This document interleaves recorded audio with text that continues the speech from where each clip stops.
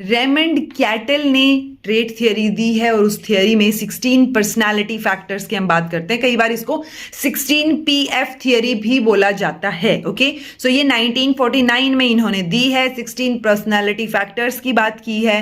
Plus इस theory को use किया जाता है यूजुअली क्लिनिकल डायग्नोसिस, ताकि आप एक थेरेपी बेटर तरीके से प्लान कर पाए। Okay, so also used in clinical diagnosis to plan therapy.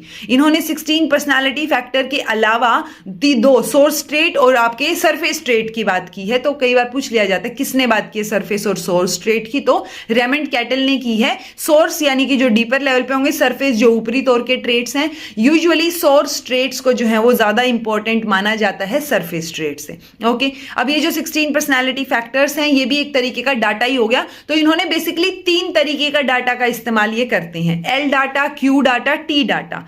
L data में लाइफ रिकॉर्ड्स और ऑब्जर्वेशन के बेसिस पे जो डाटा कलेक्ट किया है। क्यू डाटा जो क्वेश्चनियर से कलेक्ट हुआ है, जैसे ये 16 पर्सनालिटी फैक्टर्स हैं, ये हर एक पर्सनालिटी फैक्टर से रिलेटेड 10 क्वेश्चन, तो 160 क्वेश्चन का एक क्वेश्चनियर बन गया। उससे रिलेटेड जब हम डाटा कलेक्ट करते हैं तो वो क्यू डाटा में आ जाएगा, क्यू, ठीक है, क्वीन वाला क्यू। देन टी डाटा, जहां पे हम ये इंफॉर्मेशन कलेक्ट करते हैं यूजुअली ऑब्जेक्टिव टेस्ट की हेल्प से। ओके, तो वो टी डाटा हो गया। तो L data, Q data, T data.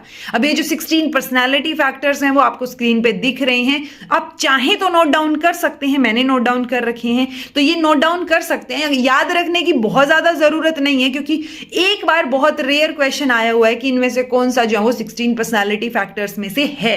Okay, तो वो पूछा जा सकता है, बट एटलीस्ट आपको थोड़ा आइडिया हो कि किस तरीके के दिखते हैं ये 16 पर्सनालिटी फैक्टर्स। ठीक है जी, सो ये आप नोट डाउन कर लीजिए, रेमंड कैटल 1949।